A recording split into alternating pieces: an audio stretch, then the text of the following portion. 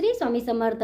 रामनवमी येणाऱ्या 17 तारखेला रामनवमी आहे आणि रामनवमीमध्ये तुम्हाला कुठलीही सेवा जमली नाही आणि कुठलंही काहीतरी तुम्ही एखाद्या कामामध्ये अटकलेले आहेत आणि या कामामध्ये आपल्याला काहीतरी आपल्यावर संकट येणार आहे, आपल्या परिवारामध्ये आपल्यामध्ये काहीतरी खटकलेलं आहे आणि आपल्याला काहीतरी मोठं आलेलं अचानक संकट आलेलं आहे.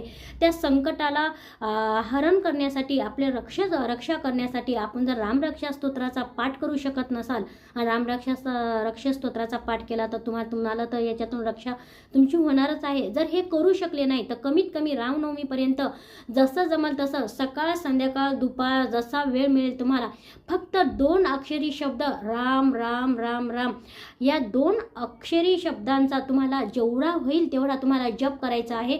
1 लाख किंवा 1.25 लाख तुम्ही जर या रामाचा जप केला कितीही मोठं संकट असू दे तुम्ही त्याच्यातून आरामात बाहेर पडणार. आर्थिक संकट